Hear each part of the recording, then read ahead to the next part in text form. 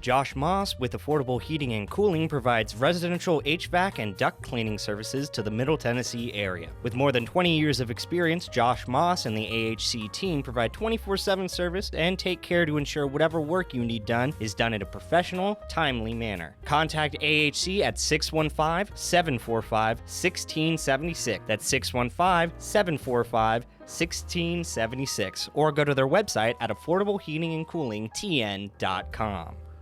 Most people know that their insurance can provide them with coverage for the many life's mishaps. But I can help you also unlock discounts, save money, and get benefits with Farmers Insurance policy perks. Whether we're discussing home or auto insurance, I am here to help you understand these great perks. Call me, Mark Lewis, at 615-625-7070 for a quote, and you can get a whole lot of something with Farmers policy perks. We are Farmers. Bum, bum, bum, bum, bum, bum. Not available in every state. Only available select Farmers branded policies underwritten by Farmers Truck or Fire Insurance Exchanges or affiliate.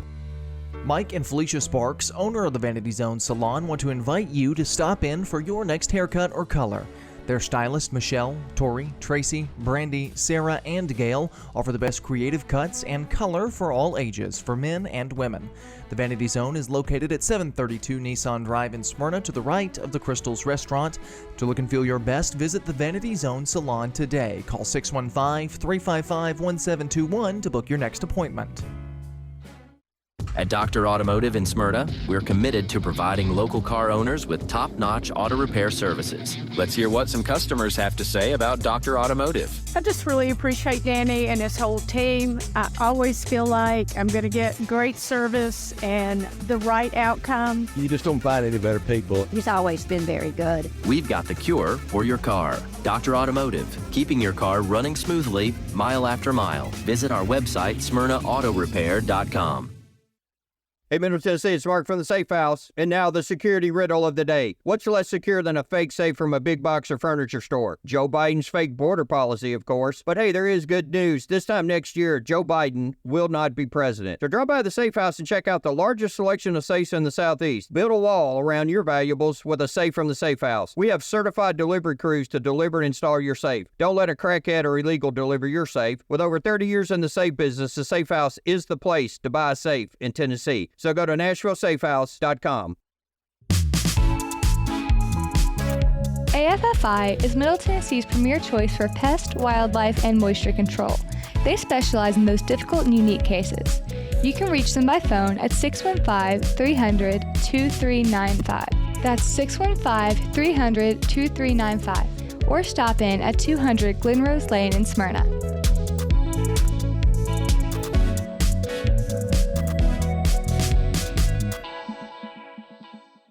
Hey everybody, my name is Marcus Manise. I am the founder and executive director of Strong in My Father Youth and Family Services. Our organization is designed to help young men growing up in homes with our father have a better chance at a better life and a better opportunity. Our organization is preventative, so our goal is to prevent kids from going to jail, juvenile, but live out the purpose that God truly has designed for them. For all information on our organization, if you're looking for a mentorship program and your child is between grades 2nd through 9th, we encourage you to go to our website, stronginmyfather.org, for more information. Sign up to be a part of Stronger Sons Mentorship Program. And then we're hoping that this program continue to help your son live out the true dreams that God truly has designed for them. My wife and I enjoy going by Yard Sale Inc. We usually go to both locations, the one in Smyrna as well as the one in Murfreesboro. A lot of times on Saturday mornings we stop by, and their inventory changes weekly, so you never know what you're going to see, and it's mostly open box. The name fits it. It's exactly that. It's a yard sale. If you don't totally agree with the price, the staff is always friendly and nice and willing to work with you. That's the Yard Sale Store in Smyrna at 111 Enon Springs Road West, in Murfreesboro at 204 South Front Street, and online at bestdealintown.com.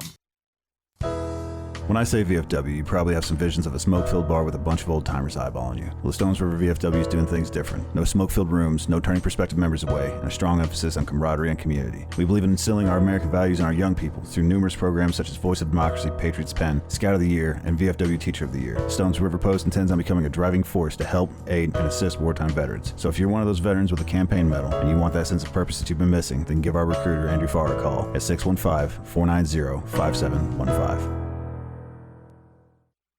Hey, I'm Floyd, and I'm inviting you to join me at CR. That's Celebrate Recovery. We meet at Family Worship Center, 3045 Memorial Boulevard on Sunday at 6 p.m. We're a 12-step Christ-centered program that offers help for all the hurts, habits, and hang-ups that's causing you pain. The program works if you work it, and I'm proof. For other CR groups, go to CelebrateRecovery.com and click on the group finder. Hope to see you soon. This is Conversations with Mike Sparks.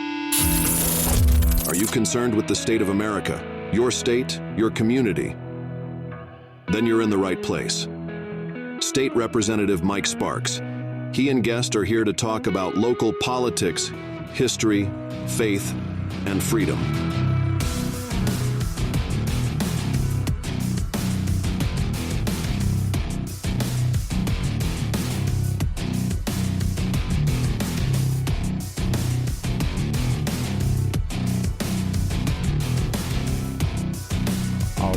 You're listening to Conversation with Mike Sparks. I'm your host, Mike Sparks. Got a big show tonight. Got 2 shows coming up. And Roger, thank you for Roger Thomas for putting, really kind of working on both these shows. It's kind of his idea. So if they flop, it's Roger Thomas's fault. Roger, you worked on some giveaways that you want to talk about the first one? Yes, Bob's Barbecue in Smyrna is giving away a family pack. We're going to have a couple of contests tonight, and one in the first segment, and the other, which will be a TNT Fireworks in Laverne, Tennessee, which will be a assortment package. It's pretty good. It is. Well, how do you want to work that out? Well, I can do it right now. Whoever calls in right now, first caller will win that fireworks package from TNT Fireworks. I think it's valued at $75. 615-893-1450. Yeah, thank you. Well, I'll let you introduce our guest because it was kind of your idea to do this. Go ahead. Yeah, how did this actually come about? We had a storytelling event at Sam Davis' home Saturday. But Dr. Murphy here, Dr. Steve Murphy, he came in. He's our director at Sam Davis' home, or he's our board president at Sam Davis' home. He came in and I got nosy. I said, well, you're going to do that? And he said, yeah, and he showed me this snake. Okay. Snake. Yeah. I said, what on earth is that? He said, that's a story about Thankful Taylor. And then we got talking a little bit about it, and I said, man, we got to put this on the radio. But as we were talking, he said, now one of those doctors has a relative in Murfreesboro. His last name is Berger. So I looked through the phone book. He knew he was an attorney, I believe, and I looked through the phone book, or not phone book, the phone, and found an attorney, Ken Berger. And I left a message. I said, well, this guy never called me back. Well, 3 hours later, I get a call. That's me. And I invited him on the show to tell the story today, both of them. So that's kind of how that come about. And I just thought it was really, really interesting story. Yeah, awesome. Dr. Murphy, you do so much for Sam Davis Home. I appreciate you. Really, really do. I mean, Sam Davis Home means a lot to Roger. Sam Davis Home means a lot to Ruff County and Tennessee as well. How many? I mean, you bust your tail out there. How many hours you put in? Well, it varies quite a bit. I'm a college professor that sort of knows how to use a chainsaw. He used that, in fact, when he came over there. And do things like that. So it's hard to say week by week, but we had for example, a gutter that came off the historic house, a gutter downspout, so we had to go over there and get that put back up this week, that kind of thing. Y'all had a limb or something fall or get close to the house? There was a limb that fell right where the director usually parks, and so we had to deal with that this week too. Cool. Well, y'all's arborist. What's the arborist name that y'all have? His name is Jim Reynolds. Reynolds. Uh-huh. Because he come over and looked at the tree we've got, and I think we have the tallest tree in Smyrna, our front yard. It's 100 and well, the other one that fell a few years ago was 245 years old, and Rob Mitchell estimated it to be 119 feet tall. So I was looking at getting some limbs trimmed, what I can do to kind of help it. But he was a super nice fellow. He really is. He's very good, and he took down a huge maple tree right by the historic house most recently. Did a great job with it. Yes. Well, introduce how y'all know each other. Well, we just met each other tonight. Oh, really? Yeah. Oh, I thought. I told you it was he. He told me he thought there was he had a relative in Murfreesboro, and I tracked him down. So Rogers put us together, and I'm so glad that you did. Detective. I've been involved with this story since about 2003, 2004. Yeah. And an old friend of mine from Bedford County who wrote articles for the Shelbyville Times Gazette named Dick Poplin had told me about this story years ago and told me who to talk to about it. So, of course, it centers around the community of Christiana and some things that happened in the 1870s. Most important of which was a physician named Joshua Marion Coffey Berger, who was in the area and had been seeing this young girl that was having unusual symptoms. Her name was Louisa Thankful Taylor. She was about 20 years old when this happened. And the story she told is that when she was quenching her thirst as she was hot out in the cotton field working, her family was tenant farmers in the area. They'd moved from Coffee County a few years before, and her father had died and her mother remarried. 17 children in the family. She was the second one of those 17.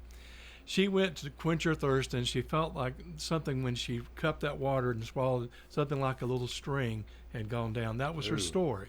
Oh, wow. And of course, I'm a biologist and have studied. I teach a parasitology course at Belmont University, and so it certainly got my interest. And I know a little bit about the chemistry of the human stomach and all that too, But so we followed up on it, and I was able to meet a lady who is another direct descendant of Dr. Berger, who lived in Murfreesboro. She passed away just a few years ago at age 96. Her name was Lois Barnes. Her husband, J.B. Barnes, owned Fog Cutter Foods there at where Barfield Crescent Road comes into 231 South. And that's where basically had been passed down to her through that family, her all of these records, all these letters from Dr. Berger, all the signed affidavits of all the neighbors and a minister named Whit Ransom and a lot of them.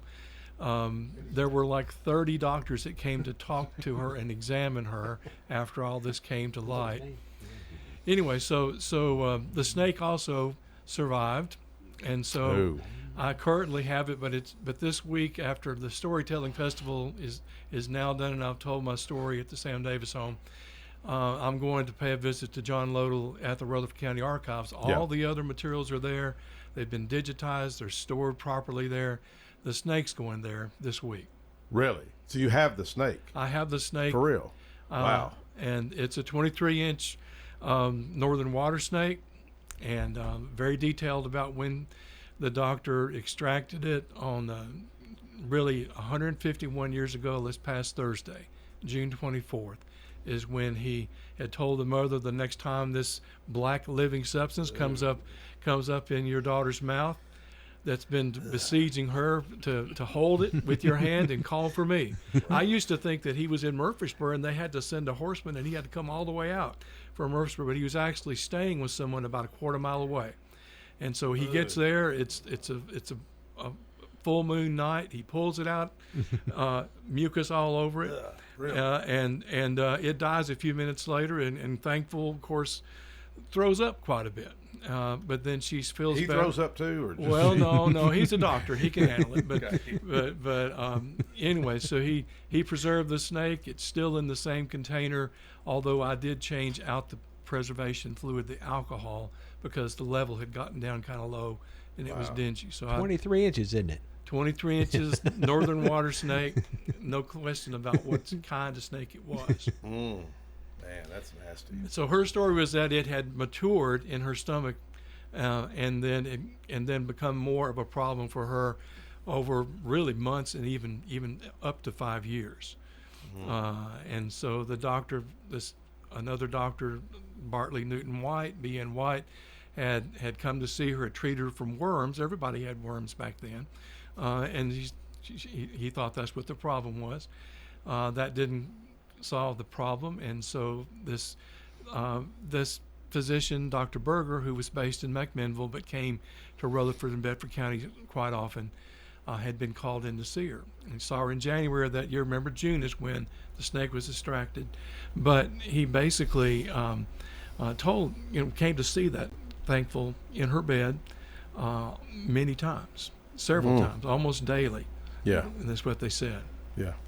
I grew up in Manchester, and my father was Paul Berger. And one of the stories that my father, my wonderful father, like to tell me and my 4 older sisters was the story of Thankful Taylor, and we weren't sure whether it was full truth or partly embellished. Yes, but 1973, the Tennessean did a story on it, and the emphasis of that story that I found most interesting was it became a national news story. It was in the post-Reconstruction era.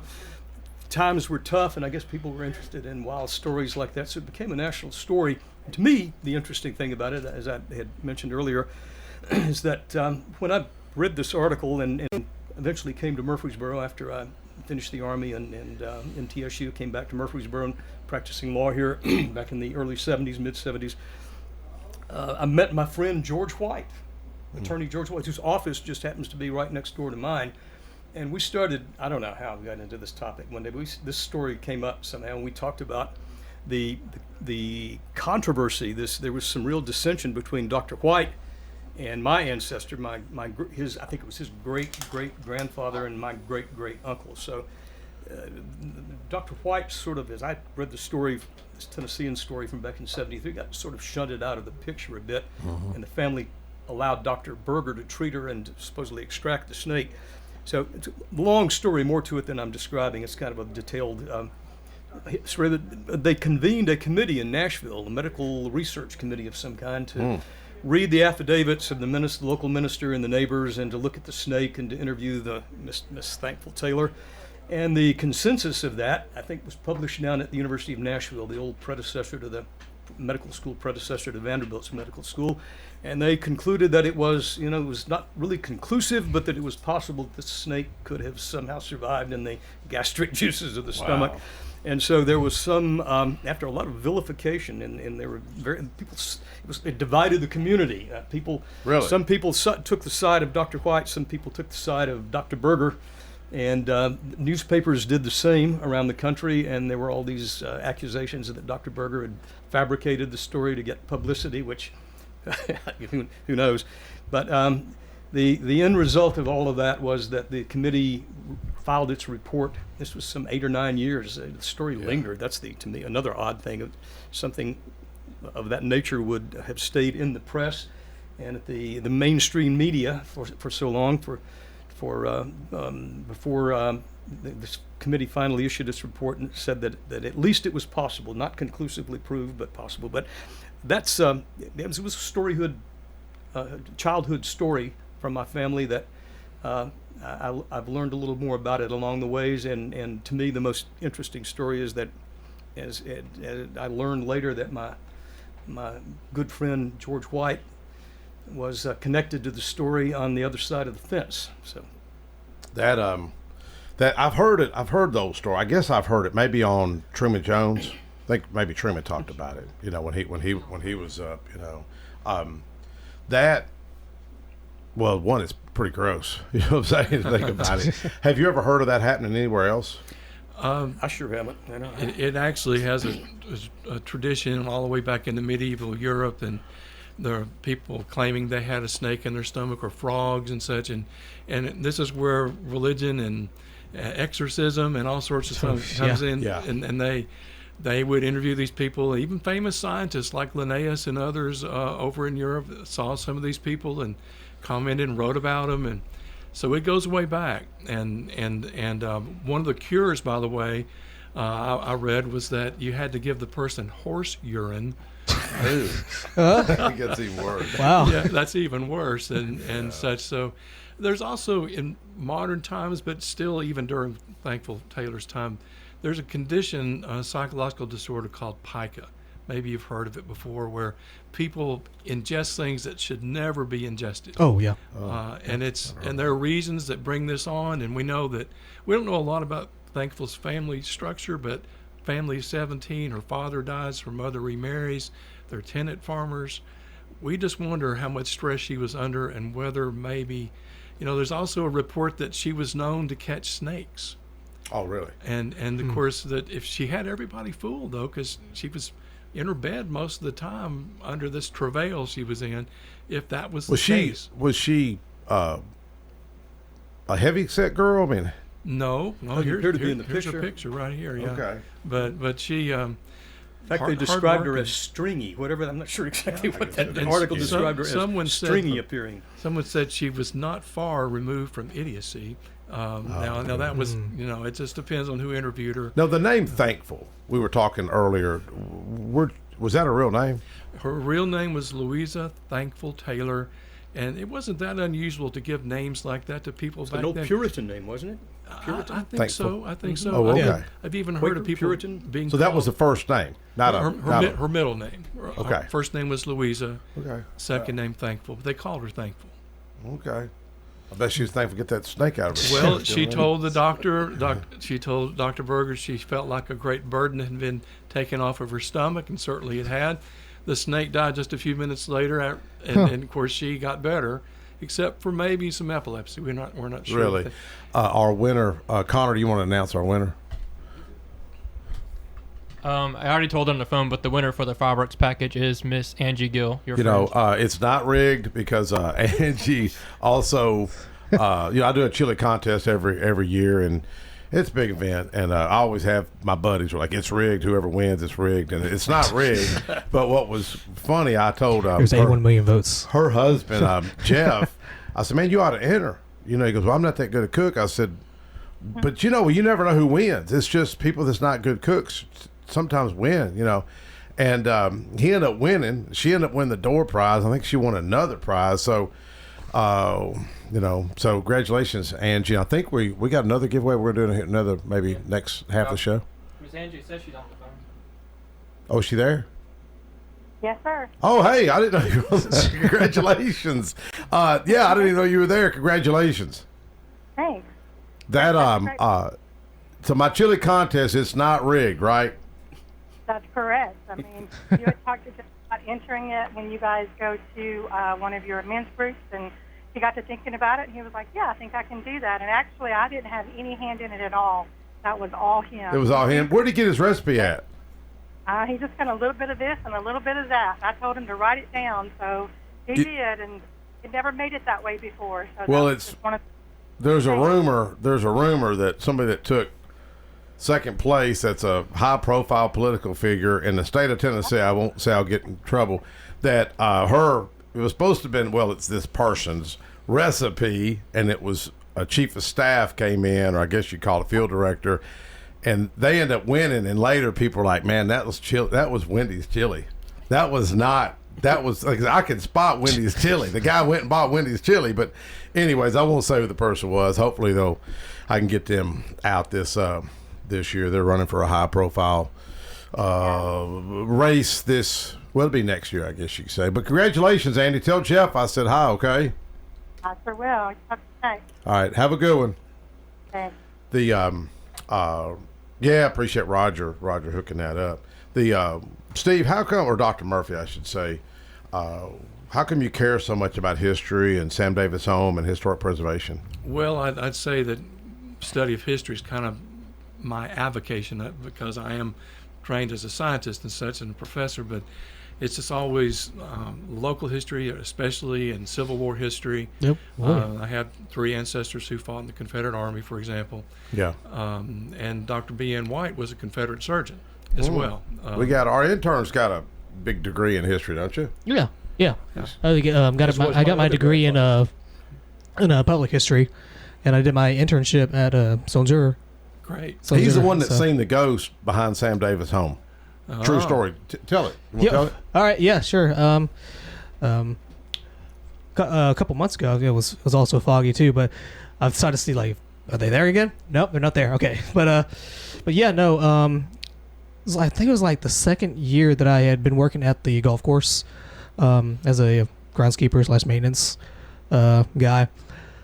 And so one morning, it had been an unusually cool and rainy morning, and it was foggy and whatnot. And so we go out there, we clock in 5:30 in the morning. Nobody's supposed to be out there, that sort of deal. My partner, he's on number 10. I go to number 11, and if any of Mike's listeners know Smyrna Golf Course, they know the back of their hand. And so how number 11 sort of dog legs left around the bend up to the green. And so I'm making my little first pass going up towards the green. Start at the very back of the fairway. So, approaching this dog leg, and in the fog, I can see a form. I can't make out any sort of corporeal, as if like this person is as real as like me to you. I can see you very clearly. I can see your details. I just see a figure. I just see a figure just standing there looking into this little wrought iron gate, or this wrought iron fence that's actually grown into the trees as the years have gone by. And so, I'm thinking, there ain't supposed to be anybody back here at this time of morning. So I was like, I'll go let them know that, hey, you need to get out of here before I call police and that sort of deal. So I'm like, so I just hop off my mower, bring out my reels, because I'm on a big old fairway mower, but that's besides the point. But I bring up my reels, hop off my mower, throttle it down. As I'm stepping down, I'm watching is like make sure like this person's still there. So as soon as I start walking over, they just disappear, just no footprints and in the dew, nothing. It's fascinating. And so I'm like, y'all believe in ghosts? Well, all right then. I would say we do have. I'm there by myself a lot, sometimes late in the day or sometimes early morning, and you can see some things at times. Oh, yeah. I know we have ghost tours 2 weekends in October each year, and I'm in charge of the hayride that starts the ghost tour. And we go down by the creek. It gets kind of misty down there as well. Now Stewart Creek, so we encourage people to come to those 2 weekends in October. Well, a friend of ours, she used to be, I guess, caretaker or something over at Tony Hicks. It was years ago, if you know Jamie. Mm-hmm. And she would tell me she'd hear the music box. And there's another girl that I know that worked out there. Have you heard that story a lot? A faint music box playing? I have. And then Roger claims a woman said his name. I used to make fun of him. He's not in here. And then he said a guy said his name a few months ago. Yeah. Wow. Roger. Anyways, anybody said your name? Not yet. Not yet. No. Let's hope not. Dr. Berger, how do you feel like you believe in ghosts? I believe in the spirit world. Yes, I Yeah. do. I don't know if ghosts are the right word or what it is. Are you a Christian? Are you a Christian? I am indeed. Yes. Does that conflict with Christian values? It's science we haven't learned yet. Yes, sir. Yeah. But people used to think electricity was magic, or Yeah. it was evil or spiritual. Yep, exactly. So it's just science we haven't learned yet, and how it will be explained. If it's ever explained, I don't know. But to see, I've never had a personal experience. I've talked to too many credible people who have, and it's ignorant to say that they're imagined. So it would be ignorant for me to this credible young man who has no motive to make up this story. He just told us the truth. Yeah. And what that was, I don't know.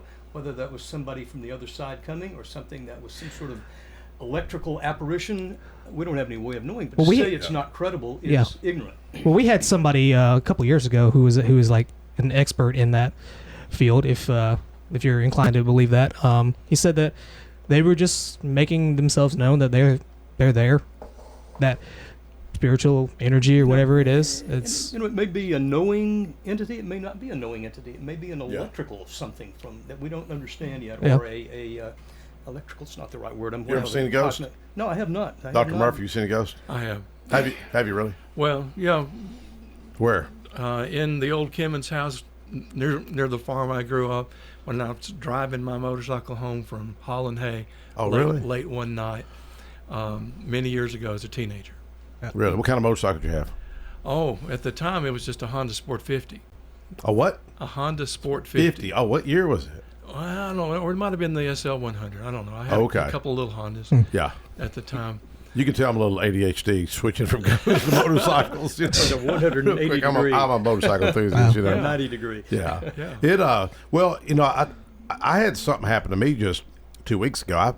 Something was poking me on the arm one morning. Just poke, like right there on the shoulder. Just poke.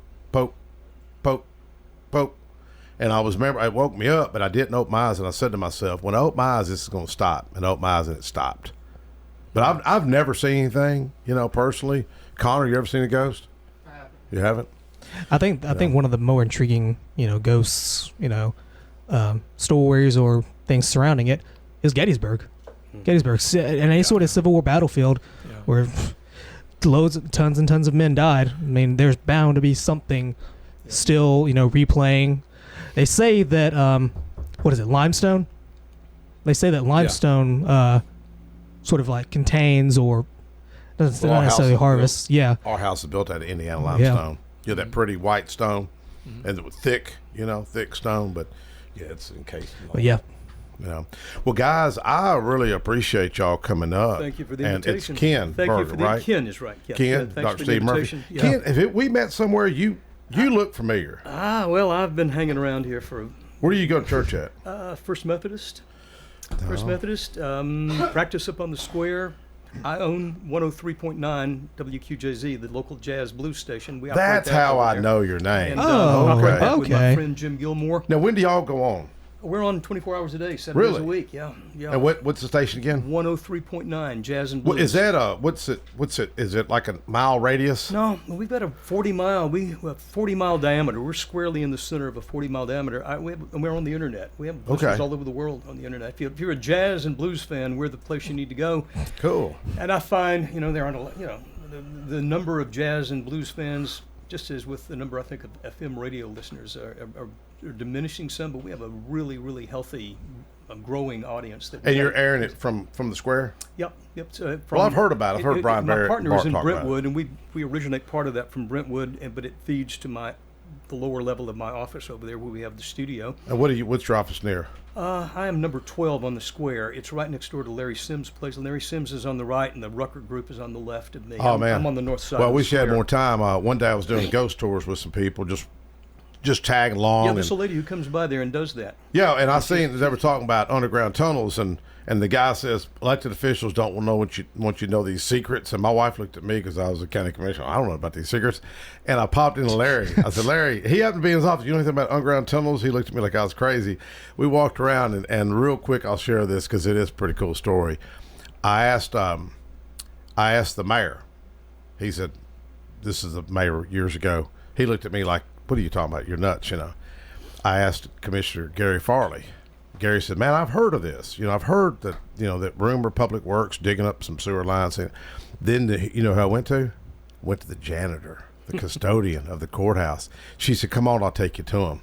Man, her and I walked out over the coin building, like 9:30 at night, and we go in the basement, and you could see the old pickaxe, the ground. And I was a little nervous because down there with this woman at 9:30 at night, got trapped in. People would never believe that this is why I'm down here, And I guess there's some underground tunnels under the square, Anyways, we'll do a show around that. There's around a lady around who circles, Halloween. does a nightly, I don't know if she does it every night, weekly nighttime tour of ghosts, Really? haunted spots around the square. I can't think. I'm sorry. I Well, can't maybe think we'll of her try to name now. get her up here. She's interesting to talk to. She tells some interesting stories about activity around the square. Cool. Well, yeah, there's a lot of things happening up here at the square. You had a Confederate general freed a lot of innocent civilians that were going to be executed. A lot of people don't know that story. Right. They was getting ready to burn them to death. Yep, that story doesn't fit the narrative today because it's so. What would you call that, Dr. Murphy? Well, they want to rewrite history in a sense, it's cancel culture. Cancel culture. Some yeah. call. Yeah. Wokeism. Yeah. It's real. Well, Connor, thank you guys so much. Connor, let's go to a quick break, and we got our next guest, Ron Alley and Jeremy Bird, talking about some of the revitalization of downtown Smyrna. Okay. Josh Moss with Affordable Heating and Cooling provides residential HVAC and duct cleaning services to the Middle Tennessee area. With more than 20 years of experience, Josh Moss and the AHC team provide 24/7 service and take care to ensure whatever work you need done is done in a professional, timely manner. Contact AHC at 615-745-1676. That's 615-745-1676. Or go to their website at affordableheatingandcoolingtn.com. Most people know that their insurance can provide them with coverage for the many life's mishaps. But I can help you also unlock discounts, save money, and get benefits with Farmers Insurance Policy Perks. Whether we're discussing home or auto insurance, I am here to help you understand these great perks. Call me, Mark Lewis, at 615-625-7070 for a quote, and you can get a whole lot of something with Farmers Policy Perks. We are farmers. Bum, bum, bum, bum, bum, bum. Not available in every state. Only available at select Farmers branded policies underwritten by Farmers Truck or Fire Insurance Exchanges or affiliate. Mike and Felicia Sparks, owner of the Vanity Zone Salon, want to invite you to stop in for your next haircut or color. Their stylists Michelle, Tori, Tracy, Brandy, Sarah, and Gail offer the best creative cuts and color for all ages, for men and women.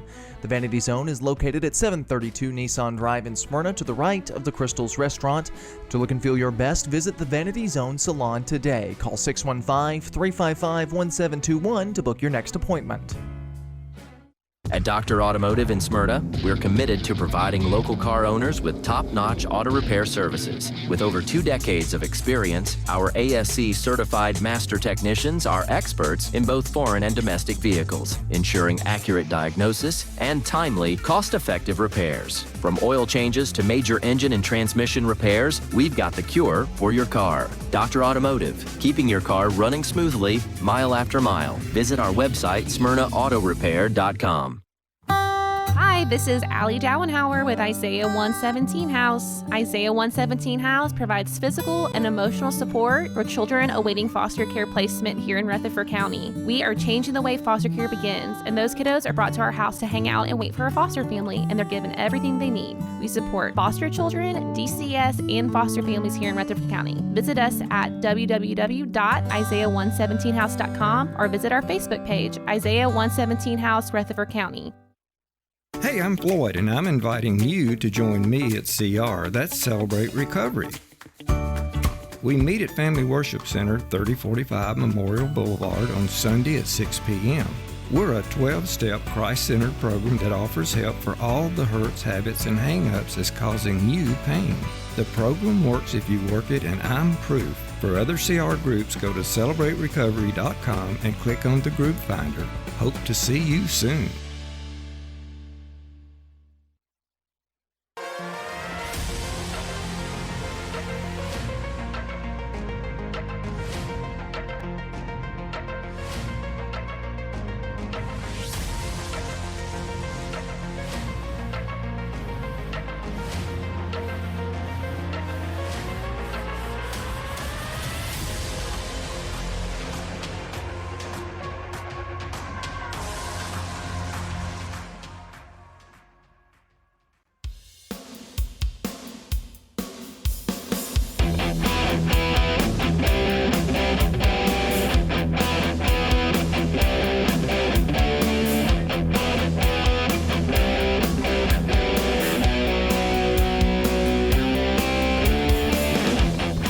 All right, Conversation Mike Sparks. I'm your host, Mike Sparks, coming back with you, talking about downtown Smyrna's revitalization.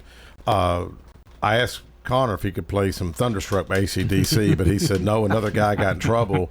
We won't say his name. He doesn't have a lot of conservatives on the air if he's listening. He comes on later in the evening.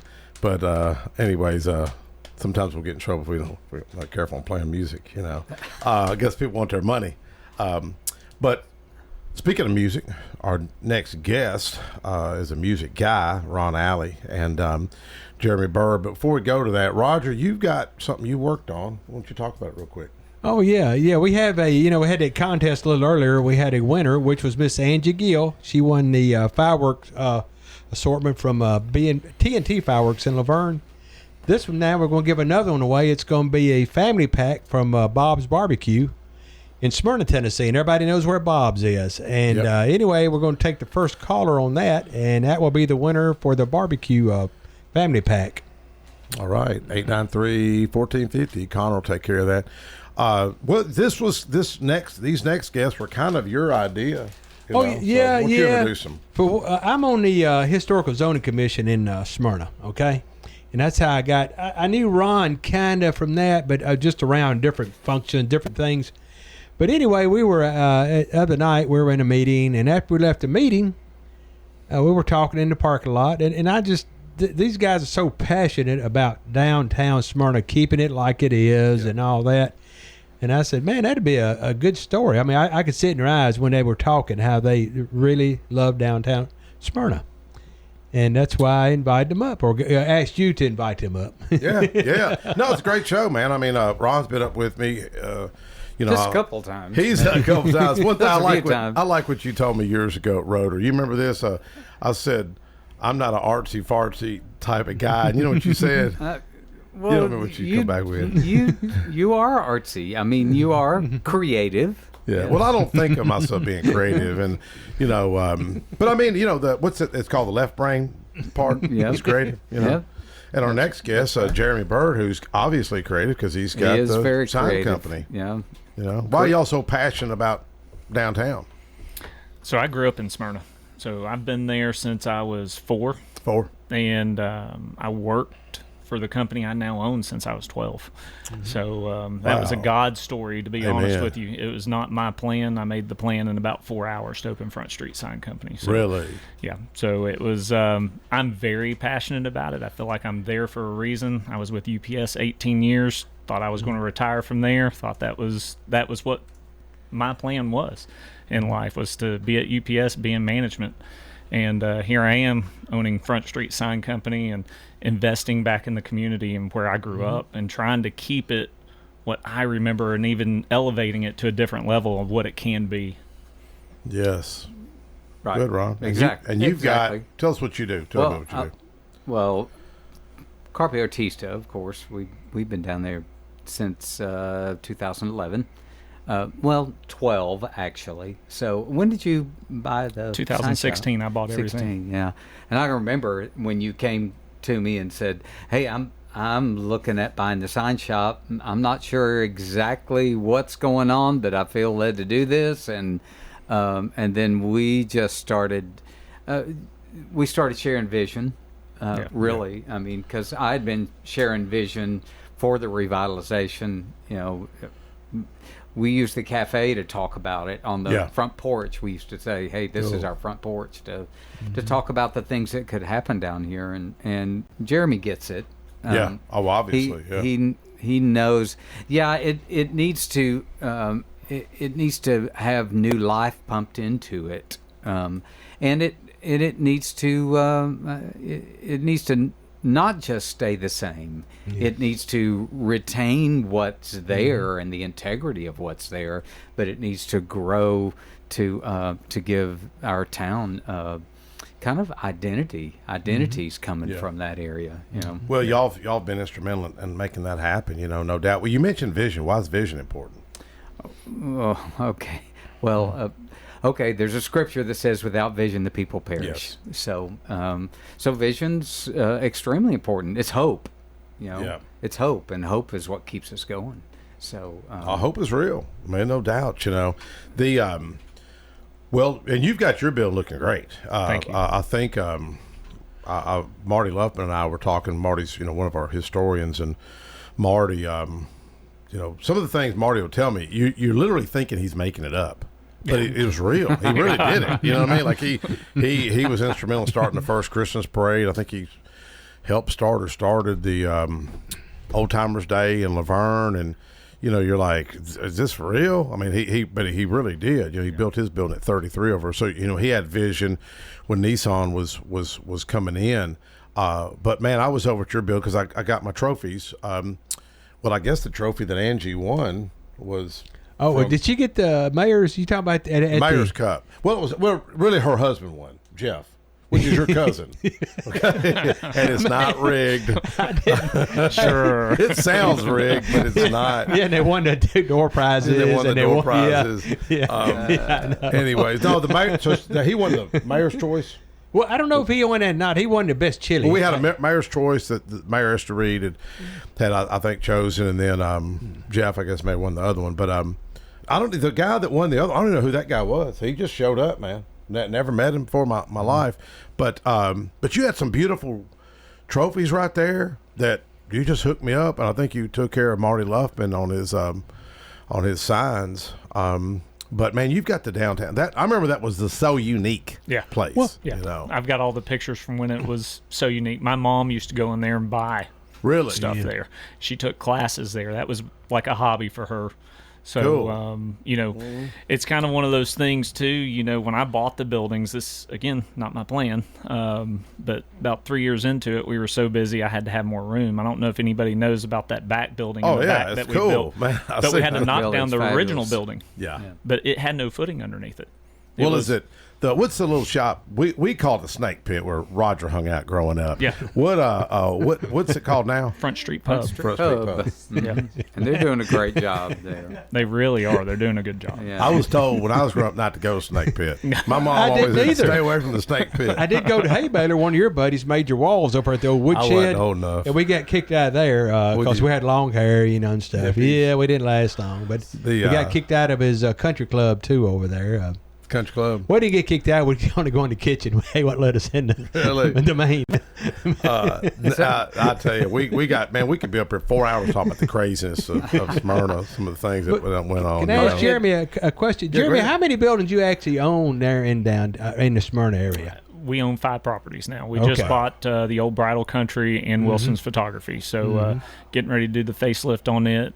It's going to be an elevated facelift. It is. It looked good. And Yeah. I thought at first, then I remember seeing that same look on the square in Murfreesboro. That's right. Yeah. And like I said, it was really good.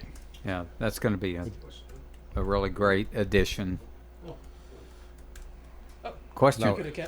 Yeah, I was just gonna ask if you got any like sort of pushback from like the local community about doing most of that like historical. Not at stuff? all. Not at all. No. So the building when we purchased everything, it looks brick. Like when you drive by it, it looks like it's a brick facade. Yeah. It's not. It is a block building with chicken wire thin set and a fake brick put over Garage it, on the back. and it's falling off.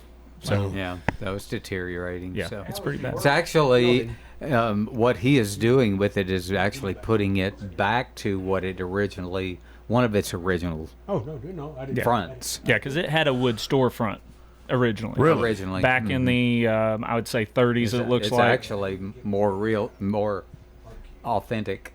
What you're doing to it. Yeah. So.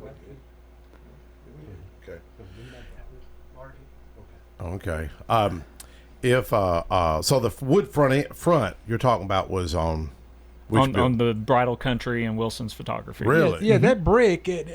I'm not trying to be mean. My buddy owned that building, but it had to be the worst place. And I knew Steve probably knew he was gonna sell it. Yeah. Probably to put, the least amount of money he really had to keep it going. Yeah. But I think those renters there were like 40 years, maybe, the tenants. Something like that. And Mr. Wilson and his wife. Yeah, they'd been. Well, there. he done all the sports. I mean, he probably did. He did sport- mine. Yeah, that's what I'm saying. He you did know? my family pictures when I was a kid, when I was 3 and 4. Yeah. So, well, when yeah, I remember him. was 21, I may have told you I had the gym, had a fitness center. Oh, yeah. When I was 21 there. I could have bought that building from Steve Burnett, I think for $45,000. Yeah. My rent was $550, and next thing you know, I got married, had kids, and just couldn't juggle that and working 40 hours a week at Whirlpool. Yeah. But you look back and think, man, I should have done this. Shoulda, woulda, coulda type thing. But what keeps you motivated to take on this next project? So my belief, even with my business and everything I do, if I take care of the community outside my windows and I take care of the people working for me, I in return get taken care of. Yes. And there's things that I don't want to sound like a control freak, but there's things I want to see, and there's things I know the community wants to see around us, and there's things they don't want to see it become. Mm-hmm. So Yes. that, Exactly. for me, we need more investors that have that vision to keep it, a certain way. Yes. And try to get the businesses in there that need to be there to create walkability, to create people that want to get out of their car, just like the square in Murfreesboro. Yeah. I was in Helen, Georgia this past weekend, and that's a visionary city. Like, What's the population of Helen? Helen's, I don't know, maybe 15,000. Small. Really? Very, very small. But it looks like a German town straight out of Germany. Really? Wow. And it wasn't like that. Yeah. Visionaries created the space. And, we have to do that in our own communities, or it's going to be what you don't want it to be. Yeah. And it's not about money. You've got to have investors that, yes, they have to make They money share in the the end. vision. They have to have money in the end. But Yeah. it costs money at the beginning. So that's part of taking care of the community. We had Thursday, Dr. Krause. Well, I do the show with Brian Barrett. We've doing that for 20 years, called it the Rutherford Issues, Smyrna Edition. And I had Mr. Charles Jones. Y'all need to meet this guy. He grew up at Old Jefferson. Do you know the story about Mr. Charles Jones? No. He's 95 years old. He owned Hickory Hollow, and he sold it. And the thing paid $1 million, sold it. Well, he owned half of it, flipped it, made like $4 million on this thing. He owns the Milky Way Farm. Okay. The Mars Candy Bar founder. He's kind of at that point, which if you study Maslow's hierarchy of needs, he's at the above self-actualization. I mean, he's looking at, he calls it benevolent capitalism, where you're helping other people. He like to get a little return, but he ain't got to make a killing. But he wants to see something happen at in the old Jefferson community. I mean, you got to have vision, but you also got to have the reality. There's still some infrastructure out there, but I'd like for you guys to meet him. But he remembers going down Old Jefferson Pike, which what now we call the Samberly Parkway, and he remembers Goochland. He remembers it before Seward Air Force Base is constructed. Yeah, that's awesome. I mean, I can't even fathom that. Yeah, I've seen pictures. Wow. I mean, it's just crazy. I was sharing that with Evan out there, the airport director. They opened up it'd been open, but the new runway, and I was looking over at the tower. My sister was air traffic control over there, and you think of vision, you think of our forefathers in World War II and how many men left out of there and never came home, the impact Seward Air Force Base had on Smyrna. And even currently today, the 118th moving to Smyrna is going to be a huge impact, positive impact, I think, for the most part. But that's a Herculean task. Well, both y'all, some of the issues that to take on right there, because you've got what was that building? It was a sheet company. Oh, it was the Marable and Weekly department store originally. With the first department. Now say store. it again. How was Marable and Weekly? Okay, so like Weekly partners, Lane. Okay. Yeah, they were partners. Mr. Marable and Mr. Weekly, partners in the department store. It was the first department store in Smyrna where people would go get their Red Ball kids and their coveralls and their Mother Goose shoes and see Weekly. Robert Weekly, Marty knows that story. That's the home, the old Jefferson home, the King's John's home, and Weekly Lane. I think he was the first lieutenant governor of the state of Tennessee. That's Weekly County derives from. But Marty knows that story a whole lot better than I do. Well, Ron, talk about your impact on music and helping these kids. Well, that's kind of going away from what we're talking about, but it's still related. I mean, one of the reasons why I'm involved down there is with the revitalization is to bring the arts into that area, and because I've seen places where they've gone and made major monetary investment and done things, to the physical surroundings, but not included the programming in the area, and so you've got to marry those two together. So what we've tried to do is, we just got finished with Simply Smyrna, which has grown to around 10,000 people in attendance. That's a major event. We still have vision for making it grow. Jeremy and I talk about how we can continue to extend that and make it an event that becomes a regional event as opposed to just a town event. Okay. Because we believe we can draw people from a broader area into the district. Yeah. I mean, we've got some really amazing things going on down there now. We'll take a quick call. We got somebody on the phone. Caller, go ahead. Hey, it's Marty. Hey, man, we just talking about your ears on fire. Oh, I heard y'all listen to you. I agree with almost everything you said. Well, you used to have a building. Jeremy may... The Smyrna Revitalization. Back in 1982, I created what they call the Smyrna Beautification Program. And what we did with the city money was plant shrubs in front of buildings and stuff. And damn, somebody didn't come along and steal all of them, took every single one of them down. We also created the Smyrna Beautification for the business that tried to improve itself and help, and then the home, the beautiful home. And of course, Trish Nash was my co-conspirator on this, but we started a long time ago. I'm just glad to see somebody has taken it and run with it and made it happen. Well, Marty, your first State Farm office was at the corner, which is where the little coffee shop is, right? Well, it's the other State Farm agent now. You were in that same building?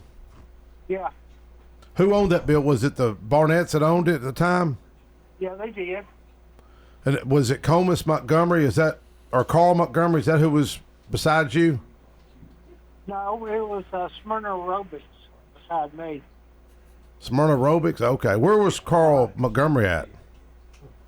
I don't know, Mike. I can't think right now. Okay. I was thinking he was in there. No, he wasn't over there with me.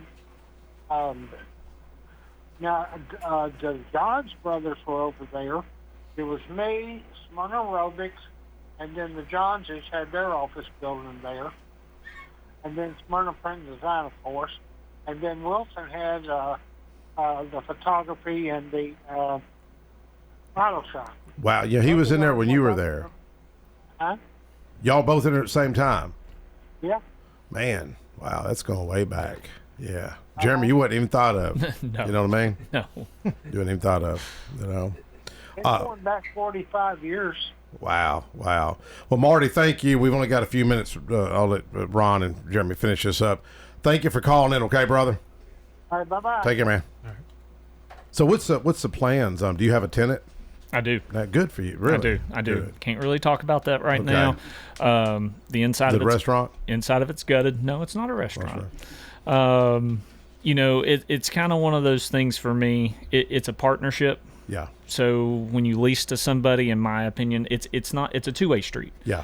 I have to benefit, but they also have to be winning as well. It can't just be a one-sided deal. And Amen. That's what you're seeing a lot now is these investors come in and it's a one-sided program for them. Yeah. And it's to benefit them. It's not to benefit their tenant too. I don't want to see tenants in and out. And then the tenants can't stay. They can't sustain. Yeah. And that's what we need. Right. We need sustainability. So I was going to say, and I'm not being negative, I think another restaurant now would be very difficult with the parking. It'd be tough. You know, when I had my gym, sometimes people park cross street, and even back then, Smyrna, 10,000 people, you know. Good visibility, but it was just difficult access. I can remember when Paul Johns, I think Bob Spivey bought the old secondhand Rose. You remember that building? No, I don't. And they ended up bulldozing it down. That's where the U-Haul. Okay. But to the left of Waldron's. Yep. Barbershop. But one thing I wanted to get in, you and I share, that's a little bit of a passion. Talk about, you got a Mercedes. It's not a passion, it's an addiction. You got what year Mercedes SL? I've got a 70 model. 70? Mm-hmm. Yeah, and you remember a car I had. I do, the red one. I can't believe that you remembered that. Yep. I had a red 260 SL. Was it 240 or 260? 250. 250. Yep. So you knew the car more than I did. Yep. I bought that thing, and that was before I had my car. But I was in my late 20s. No, I was 33 because I just bought my property, and I had that Mercedes, and I talk about weird Godwink moments, and I know y'all are believers. And we had helped a girl in Nashville, and there was this old homeless guy come walking. It was freezing. It was like 28 degrees, and I had my car trailer, had a dually at the time, and I was going to help this girl with a broke-down car. And the guy with me, which he don't like me sharing his name, he wouldn't do anything to help him. I said, "Hey, man, what do you need?" He said, well, I'm hungry. I said, "Well, walk over to Piccadilly Cafeteria and get you something to eat. I'll meet you over. I'll buy you something over by the Knowlesville Road." Oh, yeah. I've been there. Yeah. And so the guy with me, it is my wife's cousin, and he's like, "What are you going to do?" And that girl's with us, and he's like making fun of me for helping this old homeless guy. And the manager stopped him from coming in. And I was going to get into it with the manager, and the guy said, "Man, I know you want to help these guys, but these homeless people, you know." And I was like, "Here, and he hooked him up. He got a big old to-go plate, got him something to drink, and I gave the guy a bunch of change in my pocket. I said, "Call Nashville Union Rescue Mission." Back then you had payphones. And the old man looked at me, and the man says, "May God grant you 1,000,000 blessings," like that. And I thought, well, what an odd thing to say. So I get my dually. They're making fun of me on the way home. "Oh, you can't help these people." I said, "Man, it always comes back to you. It always comes back to you." I was delivering that Mercedes to Atlanta to a little lady, and I was driving in my dually, and I run out of gas, run out of diesel fuel. I was in the 7th lane. Man, I'm getting over. Something had told me to put a gas can in the back of my truck, threw a gas can there. Man, I had a sense of peace. Started walking in Atlanta about 5, 6 at night. Young man pulled up, about 24 years old, pulled up. Said, "You need a ride?" I said, "Yeah, I need to get diesel fuel." First exit didn't have diesel. Next exit had diesel. He didn't want no money, so I took a $10 bill and I hit it in his console. And so tell me if this is not a God thing, man. It's so cool. So a few days later, I get back from Atlanta. And I sold that car for like $12,500 too, man. That's cheap, man. Now you look back. I know what it should have, could have, and it should have kept it. And so I told my wife's cousin, who I'm going to keep nameless, I said, "Here, open my mail." I went to the post office box, and I had my buddy Dan Miller speaking at Rotary. Dan Miller, Dave Ramsey's best friend. Sadly, he passed. "Here, open my mail." I never tell somebody, "Open my mail." "Here, open my mail." He opens it up. There's a $10 bill that said, "Nice try, Mike." Is that not cool? That's great. Is that not a God thing? Yeah, that's Jeremy awesome. Bird, Ron Alley, appreciate y'all coming Come up. see us down in the Depot District. Yeah, We'll, there's lots of cool things down there now. We're going to have y'all back up here in the next few weeks, okay? Awesome. Thank you, Connor. Thank you, Jeremy. Thank you, Roger. Yep.